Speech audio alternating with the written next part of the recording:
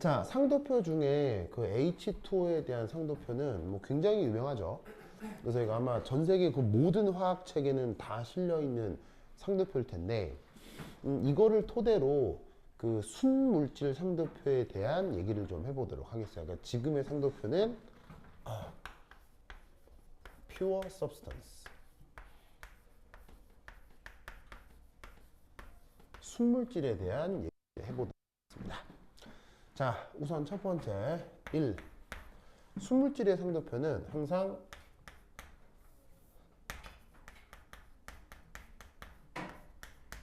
PT 그래프입니다. 항상 PT 그래프예요. 압력하고 온도를 토대로 그래프 표현을 합니다. 이유는 순물질이기 때문에 몰 분율이 1이어서 그래요.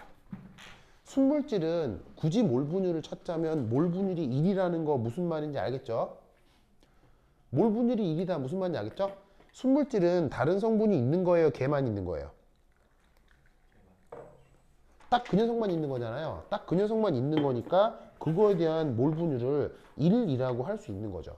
그래서 몰 분율이 1로 고정되어 있기 때문에 압력하고 온도에 따른 상태만을 그리기 때문에 항상 압력, 온도 위에 그래프가 그리게 되어 있어요. 그럼 이 말은 무슨 말이냐면 다른 말로 혼합물의 상도표도 있을까요? 없을까요? 혼합물 상도표도 있을까요? 없을까요? 있습니다. 상도표는 자, 혼합물은 몰 분율이 1이에요? 몰 분율 1이 아니에요? 몰 분율 1이 아니죠.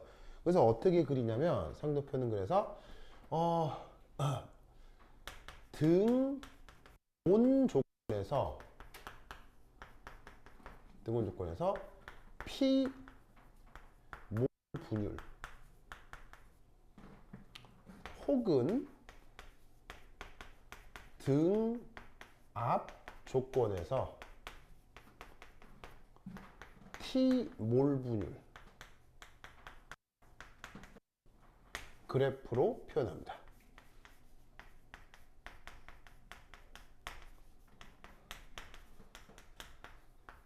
그래서 공교육 과정에선 혼합물의 상도표가 잘 나오진 않지만 어떤 물질의 상태를 생각을 할 때 압력, 온도, 몰 분율이 물질의 상태를 표현하는 가장 기본적인 변수들이거든요.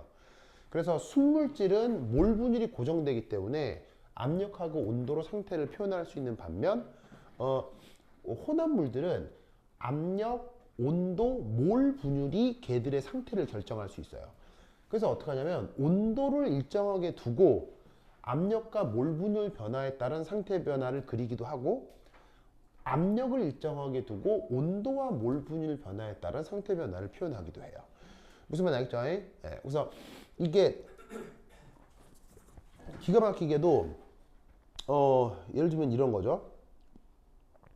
눈이 오면 눈이 소복하게 쌓이죠. 그러면 눈은 상태가 고체, 액체, 기체 뭐예요? 고체, 액체, 기체가 뭐예요? 눈은 고체잖아요.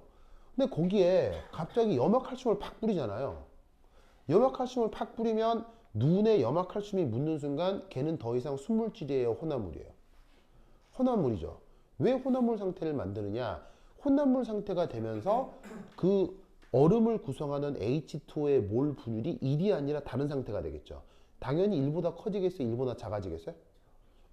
몰 분율이 1보다 커질 수는 없으니까요. 다른 애가 섞이면 H2O의 몰 분율이 1보다 작아지겠죠. 그러면 기가 막히게도 염화칼슘을 뿌렸을 뿐인데 어떤 일이 벌어져요? 상태가 변하면서 얼음이 물로 주르륵 녹아버리죠. 즉 혼합물 상태가 돼버리면 몰 분율을 변화시켜서 상태를 변화시킬 수 있어요.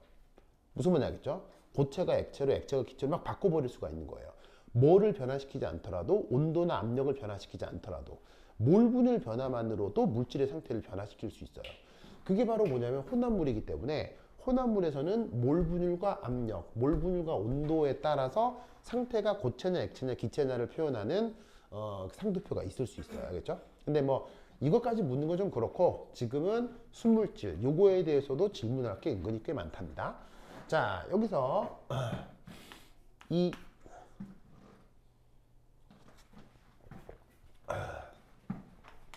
교선 위.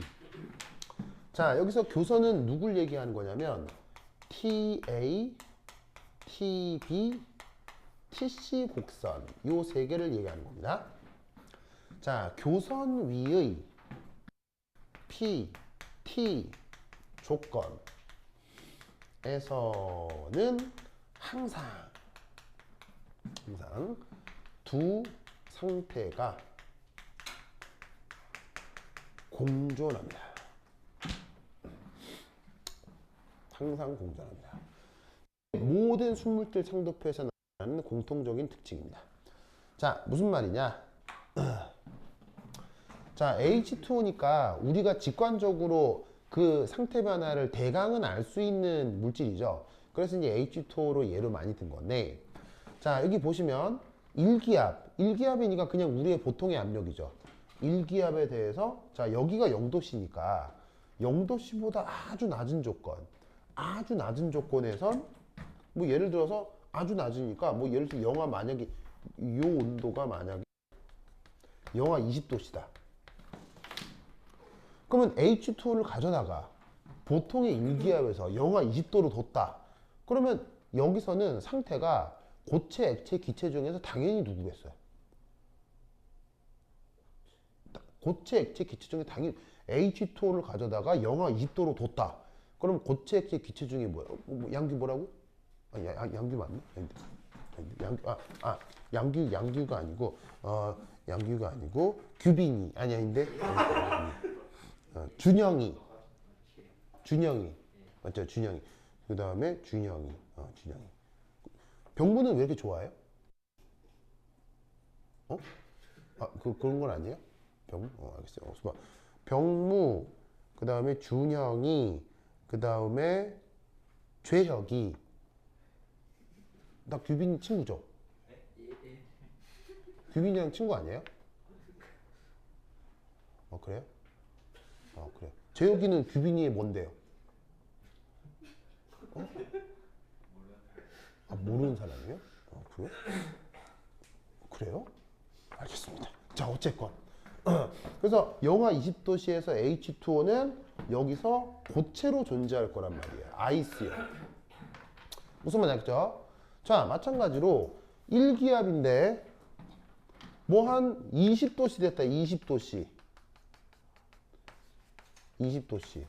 그러면 H2O의 경우 뭐로 존재하겠어요? 뭐 어떤 상태로 존재하겠어요? 워타로 존재할 거 아니에요. 무슨 말인지 알겠죠? 그리고 일기압인데 H2O를 만약에 한 200도씨로 뒀다. 200도씨. 그러면 고체, 액체, 기체 뭐로 존재하겠어요? 고체, 액체, 기체. 바로 베이퍼로 있을 거 아니에요. 무슨 말인지 알겠죠? 가스. 그러니까 이 상도표 그림에서 일기압을 기준으로 아주 낮은 온도면 고체, 온도가 좀 올라가면 액체, 그리고 온도가 아주 더 올라가면 기체. 자, 이런 생각은 충분히 할 수 있죠. 그런데 기가 막히게도 우리가 알고 있는 그 유명한 온도 0도씨. 0도씨에서는 어떤 상태가 나타날 수 있죠? 0도씨는 어떤 상태가 나타날 수 있어요? 바로 고체하고 액체가 공존할 수 있어요. 0도씨에서는. 그래서 어떻게 되냐면 여기가 이 온도 조건에서는 고체와 액체가 공존하는 일이 벌어지는 거예요. 그리고 이 온도 몇 도냐면 100도씨거든요. 100도씨에서는 일기압에 대해서 물과 수증기가 공존할 수 있어요. 무슨 딱히 이유가 있어서 그런 게 아니라 H2O라는 물질을 관찰하면 나타나는 관찰 사실일 뿐인 거죠. 알겠죠? 그것이 일기압에서 뿐만 아니라 일기압보다 조금 더 고압이건 일기압보다 조금 더 저압이건 그 현상들은 나타날 수 있고 그런 조건들을 선으로 표현한 게 바로 이 TA, TB, TC 곡선들인 거예요. 알겠죠? 그러면 이쪽 영역은 뭐 고체가 나타나는 영역이고 이쪽은 액체가 나타나는 영역이고 이쪽은 기체가 나타나는 영역이기 때문에 예를 들어서 TA 곡선은 어떤 상태하고 어떤 상태가 맞닿게 되는 거겠어요. 바로 고체하고 기체가 맞닿게 되는 거겠죠. 그래서 TA 곡선이는 고체와 기체가 공존하게 되는 조건이고요. 그 다음에 TC는 방금 말씀드렸다시피 액체와 기체가 공존, TB는 고체와 액체가 공존하는 온도압력, 온도압력, 온도압력, 온도압력 조건이다 라는 것을 꼭 기억해 두시기 바래요. 알겠죠? 그래서 무조건 그런 의미를 갖도록 상도표는 작성됩니다. H2O뿐 아니라 전 그 순물질의 상도표는 항상 저런 아이디어로 작성이 된다. 그래서 요거 저 교선 위에서는 항상 두 상태가 공존한다라는 거 꼭 기억하시고요. 그렇다면 그렇단 말이죠. 그렇다면 여기서 퀴즈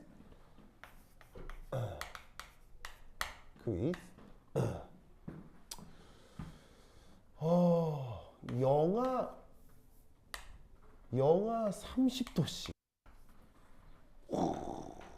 엄청 춥다니. 그렇죠, 엄청 춥다니. 자, 영하 30도씨의 바깥에서 야외에서 바깥이라면 야외에서 얼어버린 빨래는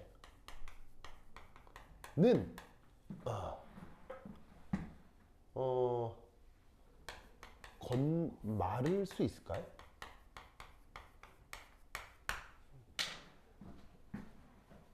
어떻게 될까요? 마를지 안 마를지를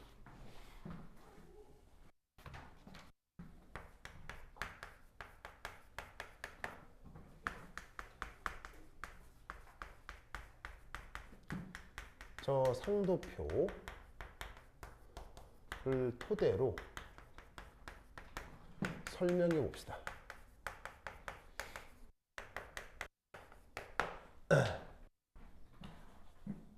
어떻게 되겠습니까? 자, 영하 30도씨면 어디예요? 한 이쯤이잖아요. 그렇죠? 여기가 영하 30도씨쯤 될 거 아니야. 그죠? 자, 그럼 여기는 보시다시피 TA나 TB나 TC가 지나가요? 그렇지 않아요? 그렇지 않기 때문에 이 온도 조건에서는 이 온도와 자, 그리고 지금 여기에 야외니까 특별한 언급 없으면 몇 기압이라는 얘기겠어요? 1기압에 그냥 겨울 날씨라는 거예요. 겨울 중에 진짜 추울 때 하겠어요? 우리나라에서 영하 10도까지 내려가는 경우는 흔치는 않지만 저기 휴전선 근처 막 강원도 철원 이런 진짜로 어떤 극소의 지역은 이렇게까지 내려가는 경우도 종종 있거든요. 그래서 그렇게 추운 지역에 군초소에서 누가 이렇게 빨리빨리 해놓은 양말을 바깥에 걸어놨는데 그게 지금 마를 거냐 이런 거죠. 햇볕은 대신 쨍쨍 쨍쨍 그 햇볕은 쬐고 있고 무슨 말인지 알겠죠? 그러면 마른다 안 마른다? 마를 거야 안 마를 거야? 규영아 마를 거야 안 마를 거야? 마른다. 오, 좋아요 좋아요. 그다음에 슈민이 마를 거야 안 마를 거야? 잘 모른다. 그다음에 유찬이 아니 찬유 한겨울철에 저 깡깡 얼어버린 그거 여러분 세대쯤 되니까 그걸 모르던데 겨울에 바깥에 빨래 말리면 빨래가 언다. 이거 경험해 본 사람 이거 한 명밖에 없다니까. 자, 여러분 빨래가 언다 한 번도 못 본 사람. 다 봤어요? 시위에 빨래 언 거 본 적 있어요? 저 뭐야 저 누구냐 쟤 민판? 동판 동판 빨래 언 거 본 적 있어요? 진짜로요? 잘 모르겠어. 그래 요즘 학생들은 이런 거 저기 동원이는 언제 봤어? 동원이 뭐 80년대생이죠. 그럼 동원이 어떻게 봤어요? 어디 가서 봤다고? 아, 전지훈련. 아, 맞다, 맞다. 전지훈련, 그래. 아, 누가 운동선수거든요. 운동선수여가지고 옛날에 운동 좀 한때, 그래서 이게 운동할 때, 그래서 하여튼, 그래. 그런 경우, 좋네요. 좋네요. 좋아요, 좋아요. 그런 경우. 이게 요즘은 빨래를 다 어디에 말려요? 네, 건조기에 말리잖아요. 건조기에 말리는 게 좋을까요? 안 좋을까요? 건조기에 말리는 게 진짜 나쁜 거거든요. 정말 나쁜 거예요. 물론 좀 편할 수는 있죠. 좀 편할 수는 있는데 건조기에 말리면 우선 첫 번째 빨래 상태가 아주 안 좋아져요. 빨래 상태가 굉장히 안 좋아지고 두 번째 살균이 잘 안 돼요. 그래서 건조기에 말리면 여전히 세균이나 바이러스가 많이 남아있을 뿐더러 그 다음 전기 에너지를 쓰기 때문에 환경에도 안 좋고 그 다음에 그 물건을 만들 때 미세먼지들이 훨씬 많이 만들어지기 때문에 사실은 건조기를 쓰는 건 매우 안 좋은 거예요. 진짜 좋은 건 빨래는 항상 야외 햇빛에서 말려야 돼요. 야외에 미세먼지가 많아서 건조기로 말린다. 왜 미세먼지가 많이 생기냐면 건조기 같은 걸 공장에서 많이 만들기 때문에 미세먼지가 생기는 거예요. 그럼 애시당초 건조기 같은 걸 안 쓰면 미세먼지가 또 아예 안 만들어지겠죠. 그러니까 미세먼지가 많아서 건조기를 쓴다. 되게 멍청한 생각이에요. 아주 멍청한 생각이에요. 원래 빨래는 바깥에 말려야 돼요. 뭐 때문에? 왜? 자외선 때문에요. 태양에서 자외선 와요, 안 와요? 태양에서 자외선이 많이 오고 그 자외선에 빨래를 쪼여줘야 빨래 뭐가 다 죽어요. 세균, 곰팡이, 바이러스가 다 죽는다고요. 그런데 건조기에서는 충분한 양의 자외선을 쪼여줄 수가 없기 때문에 건조기에서 아무리 말려도 빨래가 건강해지질 않아요. 무슨 말인지 알겠죠? 그래서 사실은 내가 어릴 때만 하더라도 건조기 있었게요, 없었게요? 있긴 있어요. 어디에? 공장이에요, 공장에. 예를 들면 옷을 대량으로 생산하는 곳에서는 옷을 한번 출하하기 전에 한번 빨거든요. 출하하기 전에 먼지들이 있으니까 한번 빨 거 아니야. 그럼 공장에서는 대량으로 만들어서 건조기도 집채만한 건조기가 있어요. 그런데다 대량으로 말리고 이런 거는 사실은 단가가 떨어지기 때문에 그런 건 괜찮은데 내가 어릴 때는 가정용 건조기 그런 건 없어요. 그런 거 왜? 다 사람들이 바깥에 많은데. 바깥에 이게 빨래 넣었는데. 그러다 보면 겨울에 물기가 살짝 묻은 그 빨래를 바깥에 딱 걸어두면 어떻게 되느냐? 빨래가 다 마르기도 전에 빨래에 묻은 수분 있죠. 걔네가 얼어가지고는 그 빨래가 무슨 얼음덩이처럼 딱딱하게 얼어요. 빨래가 어느 정도로 딱딱하게 얼냐면 왜냐면 빨래에는 여전히 수분이 있을 거 아니에요. 그 수분이 빨래에 엉겨서 같이 얼어버려요. 그래서 어느 정도로 얼냐면요. 흉기로 쓸 수 있어요. 정말이에요. 빨래에 수분이 충분히 많잖아요. 꺼내가지고 사람 때리면 충격을 줄 수 있을 정도로 정말이에요. 빨래가 딱딱하게 얼어요. 정말로. 정말입니다. 그러면 그런 식으로 겨울에 바깥에 내어놓은 그 빨래가 물 수분을 머금고 있을 때 추워서 얼 수 있잖아요. 그 얼어버린 수분이 증발되냐고요. 증발되냐고요. 이걸 상도표 관점에서 보자고요. 자, 상도표 관점에서 1atm 마이너스 30도씨에서는 아이스만 존재할 수 있습니다.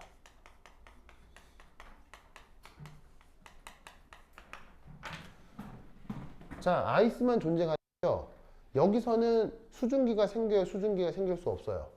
일기압이나 수증기가 만들어지려면 몇 도? 100도씨 이상의 온도가 필요한 거예요. 근데 지금 영하 30도씨니까 얘는 수증기가 나타날 수 있어요, 나타날 수 없어요? 나타날 수 없거든요. 무슨 말인지 알겠어요? 그런데 실제로 영하 30도씨에서 아이스는 승화할 수 있습니다. 승화하고 빨래는 마릅니다.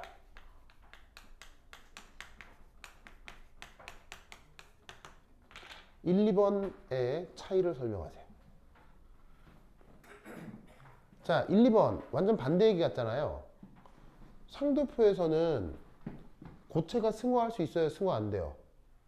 요 일기압에서 영하 30도씨에서 고체만 있어야 되잖아요. 얼음만 있어야 된다고. 근데 실제 겨울 영하 30도에서는요 아이스의 일부가 수증기로 승화해요. 아이스는 수증기로 승화합니다. 그럼 수증기로 얼음이 승화할 수 있다는 얘기는 빨래가 마른다는 얘기예요, 안 마른다는 얘기예요? 결국 내버려두면 마릅니다. 그럼 1번하고 2번은 서로 다른 얘기가 돼버리죠. 그럼 둘 중에 하나는 거짓말한 거네? 뭐가 틀린 걸까요? 이걸 설명하라고 하면 어떻게 설명하겠어요? 죄요. 1, 2번은 어떤 차이가 있는 거예요?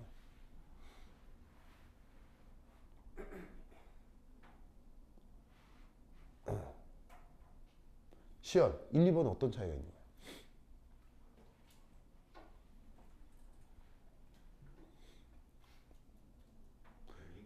거예요? 어? 정답. 무슨 말이냐면 아까 얘기했죠. 상도표는 어떤 그릇에서요? 어떤 그릇? 상도표는 어떤 그릇? 닫힌 용기에서 작성된 거예요.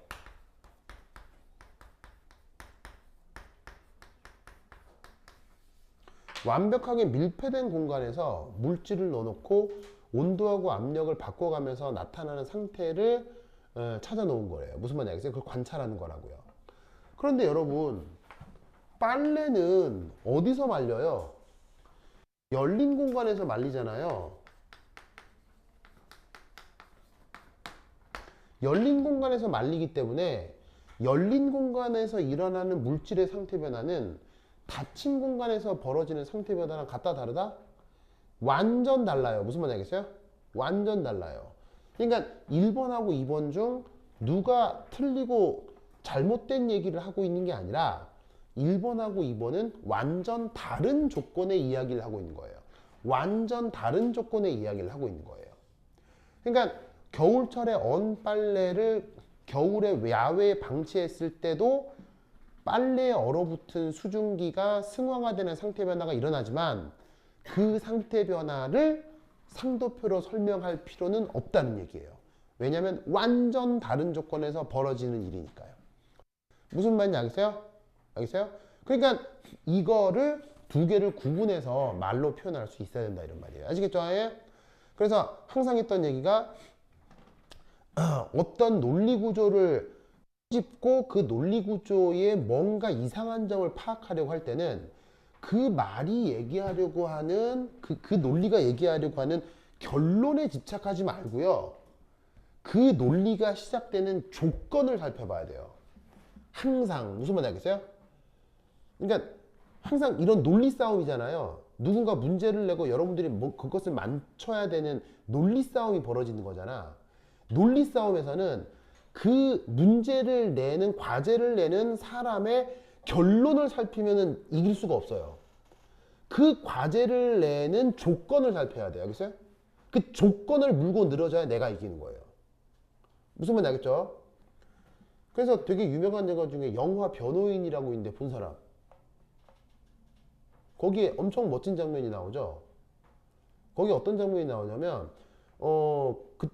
지금으로부터 한 몇십 년 전에 1980년대 그때 정권의 경찰과 검찰이 그냥 어떤 한 학생을 간첩으로 몰아요.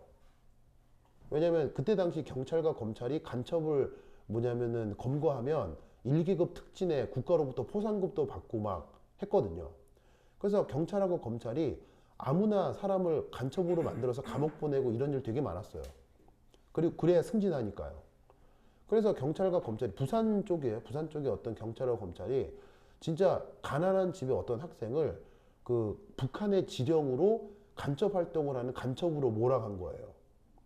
그래가지고 경찰서에 가서 엄청 고문받고 물고문 받고 막 고춧가루 물 붓고 막 이래가지고 막 아, 살려주세요, 살려주세요 해가지고 저 간첩 맞아요 해갖고 막 저 간첩입니다 막 자술서 쓰고 해가지고 막 그래서 그 자술서가 증거가 돼가지고는 그 사람이 이제 뭐냐면은 법원에 가서 드디어 간첩인지 아닌지 그 재판을 할 거 아니에요.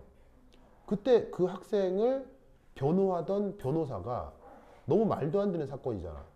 사건을 파헤쳐 봤더니 그 학생이 간첩인 혐의가 어떤 역사학자가 읽은 책을 읽은 게 간첩 혐의야. 그럼 그 책이 뭔 문제냐라고 봤더니 그 책을 쓴 저자가 과거 공산권 국가인 소련에 살던 사람인 거야. 소련의 공산국가인 소련에 살던 그 저자가 쓴 역사책을 읽었기 때문에 공산주의 국가에서 발행된 책을 읽었기 때문에 그 사람은 간첩이라는 거지.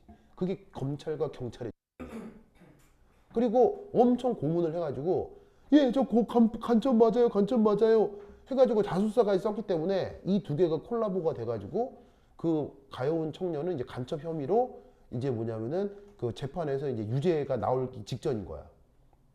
그때 변호사가 이제 이걸 깨야 되잖아. 이 논리를 깨야 되잖아요. 이 논리를 깰 때 이 사람이 간첩이 아닌 이유를 막 변호해봐 소용이 없어요. 뭐를 깨야 돼요?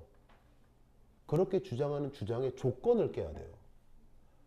적의 조건은 뭐였을까요? 소련에 거주하던 사람이 쓴 역사책 이게 조건이잖아요. 알고 봤더니 소련에 거주하던 그 저자가 누구냐? 바로 영국 외교관이었어요. 왜 소련에 거주했느냐? 영국 외교관인데 하필 영국하고 소련이 수교 중이라 영국 외교관 신분으로 소련에 있었던 영국 대사관에 근무하던 차 심심해서 책 하나를 쓴 거예요. 그 책을 본 거야. 그러면 영국은 공산주의 국가예요? 공산주의 국가 아니에요? 공산주의 국가가 아닌 곳에서 외교관을 빨갱이를 뽑아가지고 외교관으로 보냈을까요? 무슨 말인지 알겠어요? 그 장면이 나와요. 무슨 말인지 알겠어요? 그 역할을 했던 그 변호사가 실존 인물이죠. 누구예요? 그 변호사가 그 영화에 나온 그 변호사 실존 인물이에요. 그리고 그 사건은 실제 있었던 사건이에요. 그 변호사가 누구예요? 그분이 노무현 대통령이에요. 누구에 대한 정치적 판단은 여러분들이 다 다를 수 있지만 그 내용처럼 내가 그 영화를 뭐 좋아한다 싫어한다 누구를 좋아하라 마라 그게 아니라 어떤 논리적 공격이 들어왔을 때는 어디에 집중하라고요? 논리적 공격이 들어왔을 때는 어디에 집중하라고요? 그 말의 결론에 집중하면 져요. 알겠어요? 그 말을 하는 조건을 살펴야 된다고 항상. 알겠죠? 이것도 마찬가지예요. 빨리가 마르네 어떡하지? 이게 아니고요. 뭐 스무하네 어떡하지? 이게 아니고요. 이걸 말하는 조건이 뭐냐? 이걸 말하는 조건이 뭐냐를 항상 살펴야 된다고요. 이해했죠? 그래서 이런 식의 질문들이 나올 수 있다는 거 기억해 두시고 그 다음 이 교선위의 온도 압력 조건에서 또 하나 써먹을 수 있는 게 첫 번째 일 바로 그 유명한 클라페이롱 이쿠에이션이죠.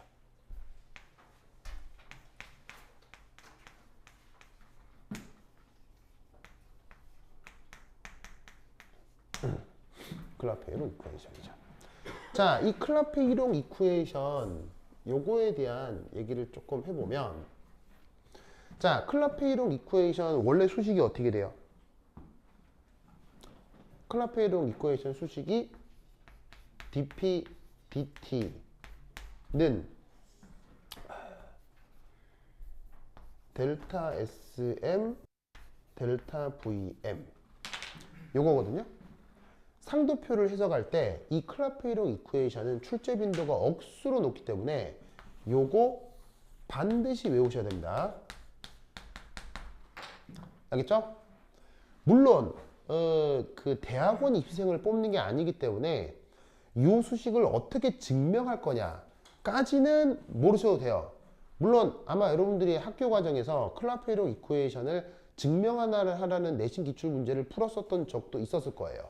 왜냐면 학교 시험에 이거 증명하라고 많이 나왔었을 거거든요. 뭐 경남이나 창원이나 뭐 1, 2, 3학년 내신 과정 중에 나왔을 거예요. 그럼 이제 깁스 에너지로부터 유도를 하죠. 깁스 에너지 정의가 뭐예요? 깁스 에너지 정의. H 빼기 TS잖아요.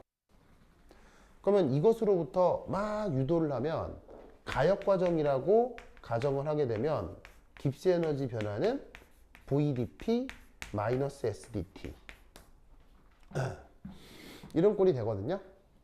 기억나죠? 그래서 여기에 있는 압력, 부피, 압력, 엔트로피, 온도 그거를 조합하면 클라페이롱 이쿠에이션을 만들 수 있어요. 알겠죠?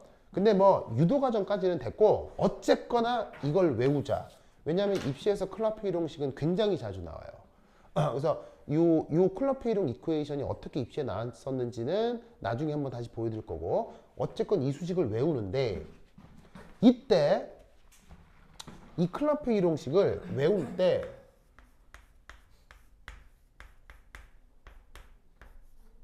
자, 밑에 써야 되는데 칸이 없어서 여기 다시 쓸게요.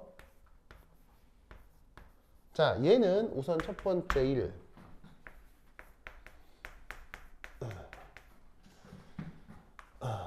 PT 그래프 상 접선의 기울기죠.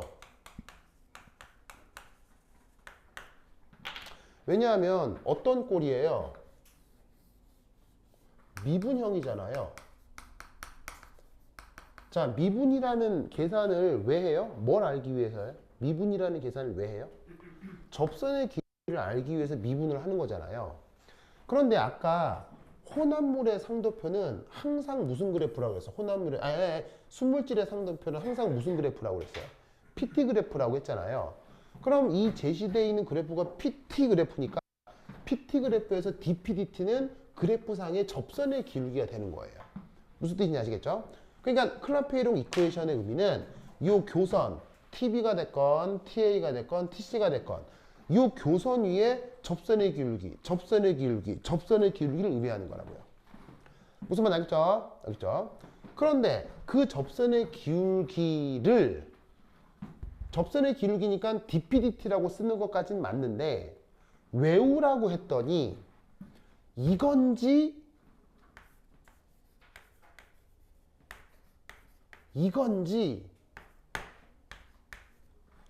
헷갈려 하기도 하더라고요. 무슨 말인지 알겠어요? 그래서 접선의 기울기인데 엔트로피 부피인데 이게 어디가 분모고 어디가 분자인지 아리까리한 사람들이 있더라고요. 이럴 때는 어떻게 찾아요? 이럴 때는 어떻게 찾아요? 아예 처음부터 유도해요? 어떻게 찾아야 돼요? 자, dPdt는 엔트로피 나누기 부피거든요. 근데 외우다 보면 이게 어떤 게 위지, 어떤 게 아래지 이럴 수 있잖아. 지금 이거 그냥 막 뭐냐면 문제 풀어서 1, 2, 3을 답 고르는 게 아니고 레퍼리들 앞에 있는데 내가 위에 서가지고 이 수식을 써가면서 설명을 할 때도 있을 거 아니야. 썼는데 이게 어떤 게 위에 있더라 어떤 게 아래에 있더라 우물쭈물 하다가 막 바꿔 쓰고 이러면 되겠어 안 되겠어요? 안 되겠지. 그럼 그 절체절명의 순간에 내가 논리구조적으로 찾아야 될 거 아니야. 어떻게 찾냐고. 바로 처음부터 끝까지 증명할 게 아니면 증명할 시간도 없겠지만 증명할 게 아니면 방금 도원거스가 얘기했던 것처럼 단위를 분석하면 된다고요. 단위 분석이요. 자, 무슨 말이냐면 여러분 잘 보세요. 이 수식이 성립하면 이 수식이 성립하려면 뭐도 성립하는 거예요? 델타 VM 곱하기 dP. 그래서 이제 두 번째는 단위 분석. 이걸 다른 말로 차원, 영어 표현으로는 디멘전이라고 하거든요. 자, 그러면 이게 옳은 표현이니까 쟤를 저쪽으로 보내봐요. 그러면 어떻게 되느냐? 델타 VM 곱하기 dP. 요쪽은 델타 SM 곱하기 dt. 이 표현 맞죠? 보이시죠? 그러면 이게 뭘 의미하는 거냐? 자, 여기에 얘는 부피죠. 얘는 압력이죠. 그럼 여러분 부피의 가장 기본 단위가 뭐예요? 미터 3승이잖아요. 압력의 기본 단위가 뭐예요? 압력의 기본 단위 뉴튼 퍼 미터 제곱이잖아요. 그죠? 그러면 이 두 개를 곱하는 게 뭐예요? 뉴튼 미터잖아요. 뉴튼 미터를 다른 말로 뭐라고 해요? 줄이라고 한다고요.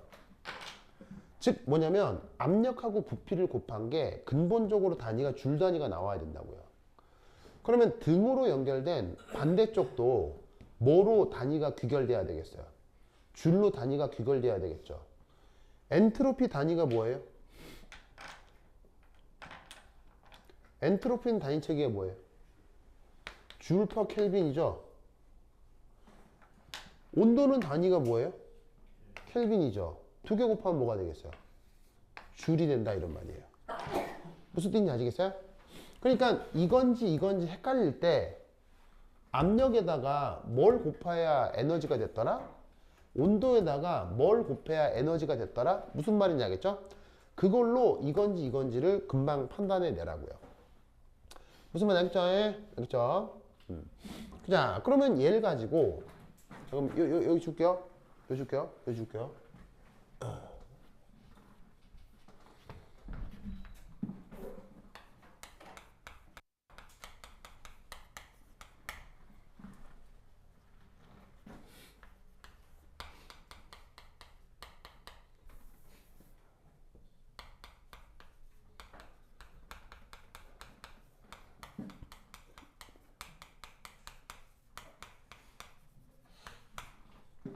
자, TV 곡선의 이 접선의 기울기를 보면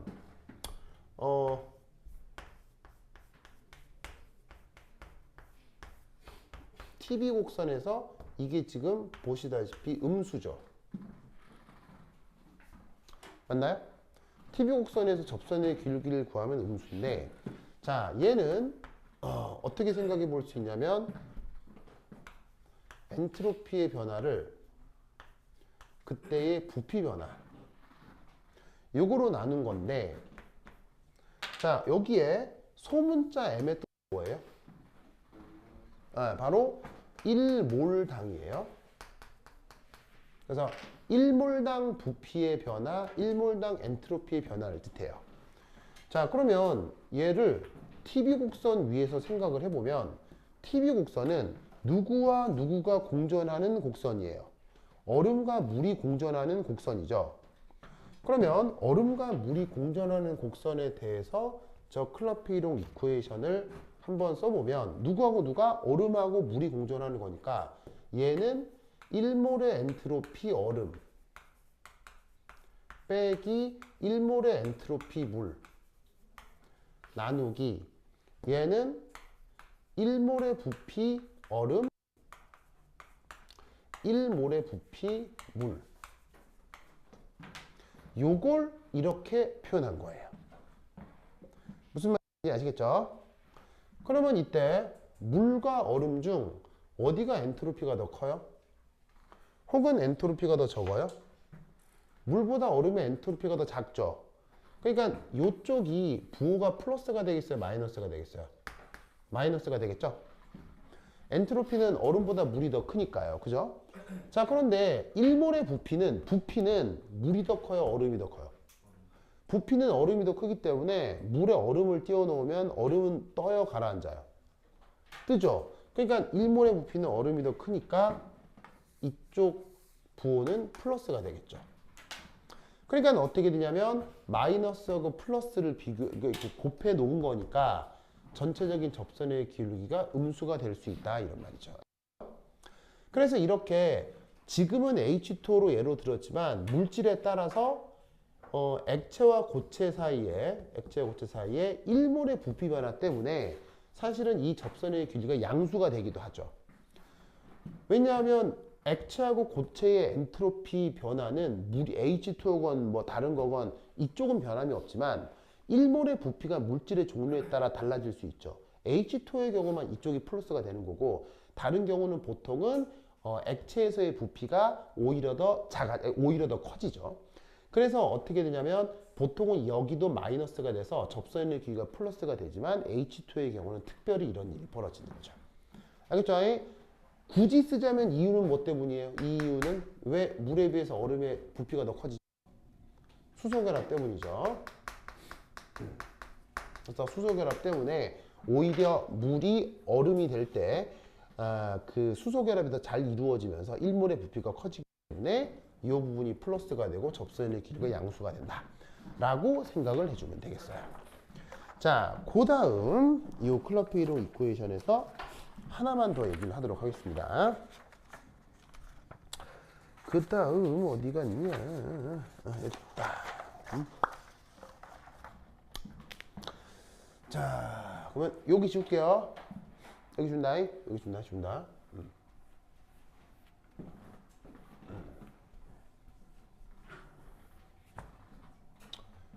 자, 3. TA 곡선 분석. 자, TA 곡선은 누구하고 누가 공존하는 거예요? 방금 얘기했듯이 솔리드와 가스가 공존하는 상황인 거죠. 자, 그러면 그거에서 이렇게 한번 생각을 해봅시다. 저 상태에서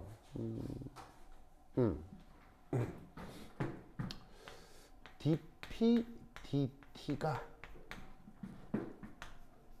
엔트로피 변화의 부피 변화인데 고체하고 기체니까 요쪽이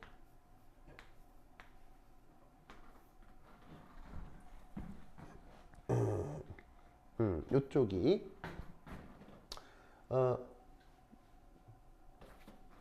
이렇게 쓰자. 기체 빼기 고체. 그 다음 요쪽은 역시나 기체 빼기 고체. 자, 이렇게 써볼 수 있겠죠? 맞나요?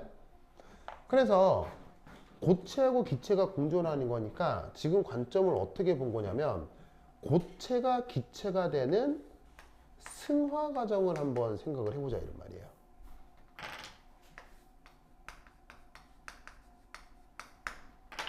맞습니까?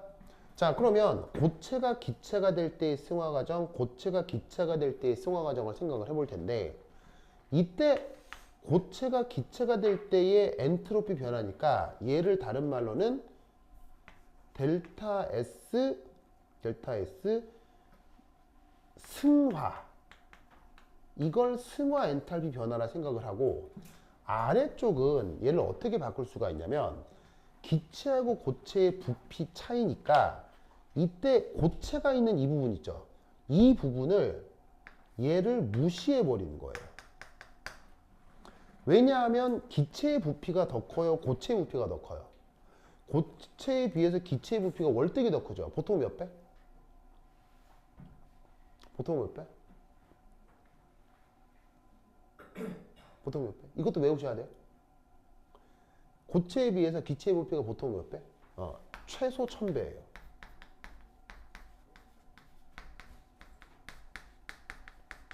그러니까 고체의 부피를 1이라고 할 때 동일 질량의 기체의 부피는 1000 이상이에요. 무슨 말인지 알겠죠? 그러니까 뒤쪽을 버려버리는 거죠. 그럼 얘를 근사적으로 어떻게 둘 수 있느냐? 기체의 1몰 부피로 둘 수 있다 이런 말이죠. 그래서 여기에 고체의 엔트로피 변화에서 기체의 엔트로피 변화를 이런 식으로 승화 엔트로피 변화로 정의를 하고 고체의 부피는 무시하면 근사적으로 이렇게 바꿀 수가 있겠죠. 맞나요? 그러면 이때 이 기체를 근사적으로 기체의 부피를 어떻게 바꿀 수 있느냐? 바로 RT분의 P RT분의 P. RT분의 P. 그렇지. 이런 식으로 바꾸어 볼 수 있겠죠. 왜냐하면 PV는 nRT가 돼야 되니까요. 무슨 말인지 알겠죠? 자, 그럼 이때 여기서 아니 됐어. 이렇게 바꾸지 말고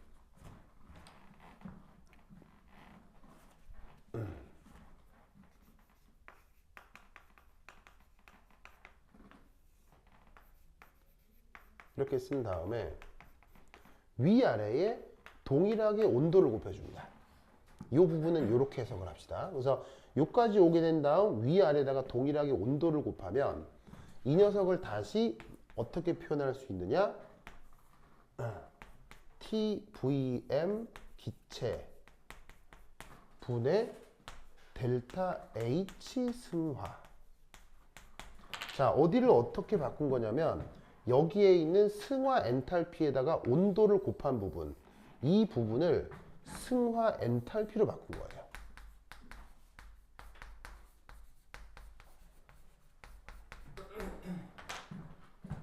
자, 왜냐하면 상태 변화는 가역 과정이기 때문에 열량 변화를 엔트로피 변화에다가 온도를 곱해서 표현할 수가 있어서 그렇습니다.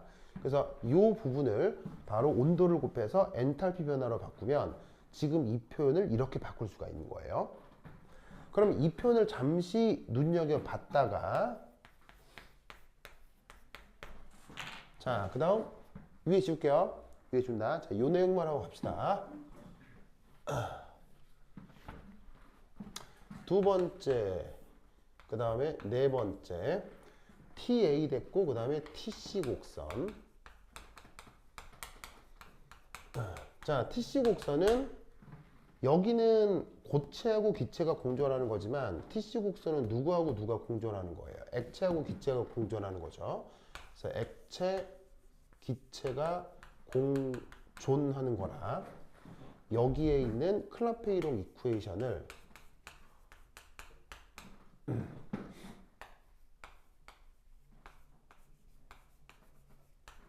이 상태에서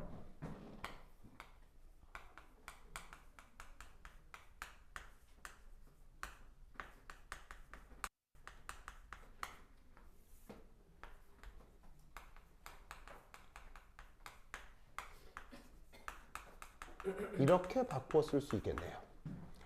그래서 액체하고 기체가 공존하는 거니까 액체가 기체가 되는 과정 증발로 이 엔트로피 변화, 부피 변화를 생각해 볼 수 있겠네요. 그러면 여기서도 이 부분을 어떻게 할 수 있겠어요? 이 부분을 무시할 수 있겠죠. 왜냐하면 액체나 고체는 사실 부피가 크게 차이 나요? 비슷해요? 액체하고 고체는. 물론 차이가 나긴 나죠. 나긴 나지만 그래서 얼음하고 물 중 어디가 밀도가 더 커요? 얼음하고 물 중 어디가 밀도가 더 커요? 물의 밀도가 더 크지만 그 차이가 어느 정도냐면 물의 밀도를 1이라고 했을 때 얼음의 밀도는 0.998이에요. 차이는 나지만 큰 차이가 아니라고요. 그러니까 밀도가 차이가 나지만 비슷하니까 1몰의 부피도 차이가 심하게 나겠어요? 비슷하겠어요? 비슷할 때니 고체의 부피를 기체에 비해서 무시했듯 액체의 부피도 기체에 대해서 무시할 수 있다 이런 말이에요. 알겠죠? 그러면 이때 얘를 다시 어떻게 쓸 수 있느냐? 물론 근사적으로 델타 S 증발이 되는 거죠. 1몰의 부피 기체. 그래서 이때 액체가 기체로 변할 때의 엔트로피 변화를 증발 엔트로피로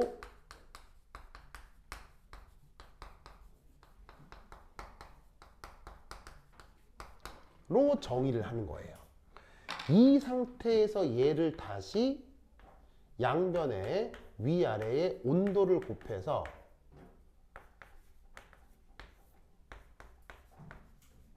이런 꼴로 바꾸어 주는 거죠. 그러면 위쪽 표현하고 아래쪽 표현이 딱 대응되죠. 대응되죠. 자, 아래쪽 봐봐요. TV 기체, TV 기체 똑같죠? 근데 위쪽은 T 엔트로피 변화 증발, T 엔트로피 변화 승화.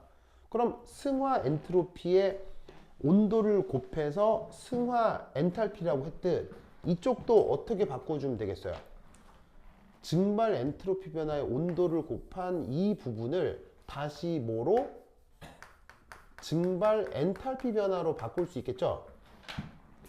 그러면 여러분 고체와 기체가 공존하는 조건의 클라페이록 이쿠에이션의 변화, 액체와 기체가 공존하는 조건의 클라페이록 이쿠에이션 변화가 뭔가 꼴이 비슷해 보이잖아요. 이게 무슨 정보를 얘기해 주는 걸까요? 자, 바로 이겁니다. 자, 그러면 여기 지울게요. 여기 지울게요. 자, 지우자.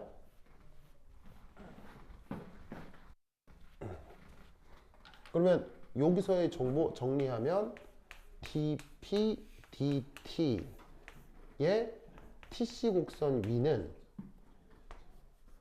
증발 엔탈피를 기체의 부피 요거로 나눈 거고요.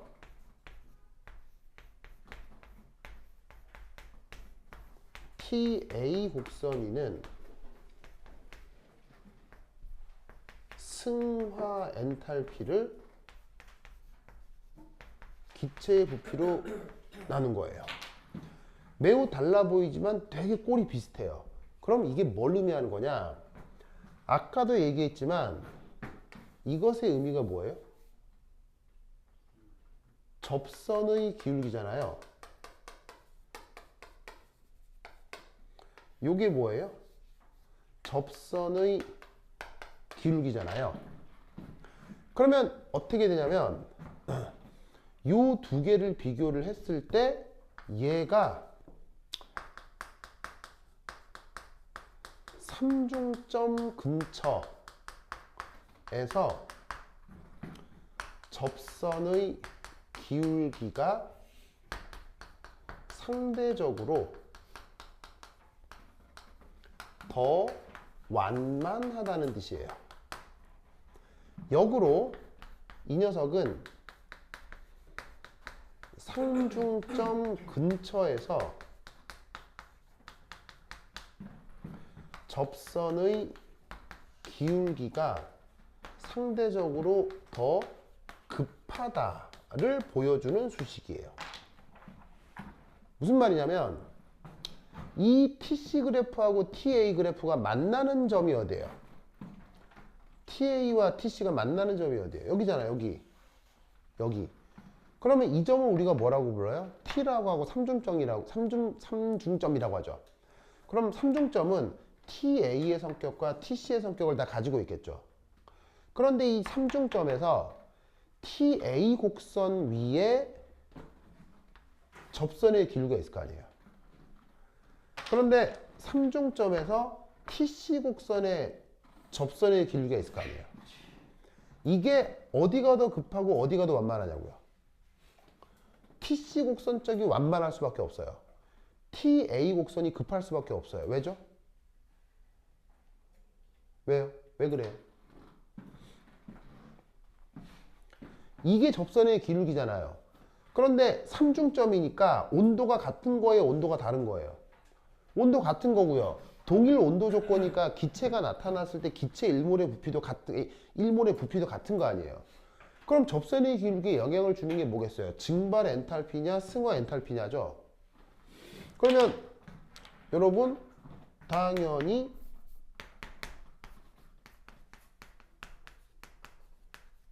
승화 엔탈피와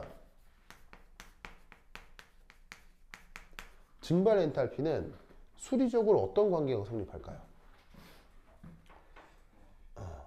바로 융해 엔탈피를 증발에 더해야 승화가 될 거 아니에요. 융해는 뭐가 되는 거예요? 솔리드가 리퀴드가 되는 게 융해잖아요.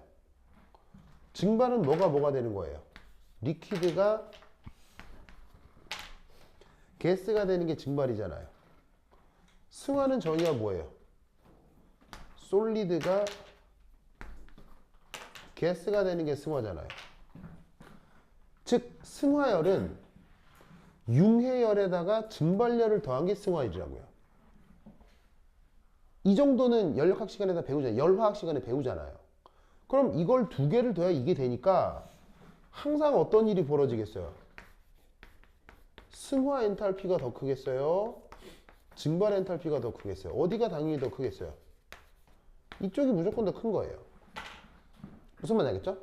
이쪽이 무조건 더 크니까 동일 온도에서는 이쪽보다 이쪽의 접선의 길이가 더 급한 거예요. 이 값이 더 크니까. 그러니까 어떻게 하냐면 이 온도가 같은 점이 TA하고 TC는 삼중점인데 삼중점에서 TA의 접선의 길기하고 TC의 접선의 길기를 비교하면 무조건 이쪽 접선의 길이가 더 큰 거예요. 그래서 그림이 그려질 때 무조건 어떻게 그려지냐면 요렇게 그려지는 거예요. 여기는 급하게 올라가고 여기는 완만하게 시작되는 거예요.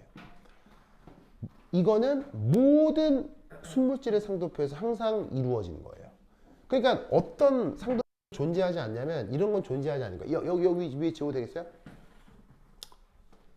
지우면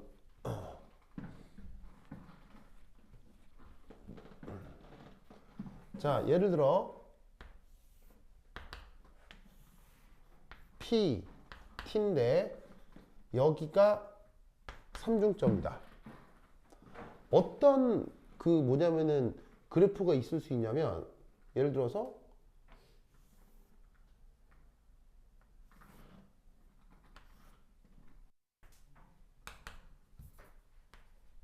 그래서 T, A, B, C 이런 식의 순물질 상도표는 나타날 수 있다, 불가능하다? 불가능한 거예요. 절대 이런 물질은 존재하지 않아요. 무슨 말이냐면 삼중점 근처에서 기체하고 고체가 공존하는 쪽의 접선의 기울기가 요거죠. 그런데 액체하고 기체가 공존하는 조건의 접선의 기울기는 이거죠. 어디가 더 급해요? 이쪽이 하죠? 이런 건 물리적으로 존재할 수가 없어요. 알겠죠? 그래서 순물질의 상도표에서는 무조건 TA 곡선이 삼중점 근처에서 접선의 기울기가 급하고 이쪽은 완만해지는 거예요. 알겠죠? 그래서 이 그 순물질 상도표를 분석을 할 때 이 내용도 삼중점 근처에서 언급을 해볼 수 있어요. 근데 뭐 저렇게 전문적으로 묻진 않더라도 방금 말씀드렸다시피 DPDT의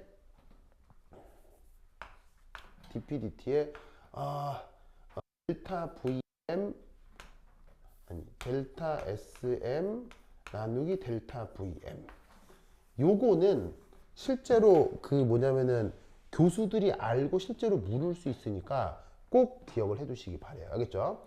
그래서 이걸 가지고 분석하는 문제 중에 서울대에서 냈던 문제 중 팀페스트라는 문제가 있어요. 팀페스트란 말 들어본 적 있어요? 팀페스트?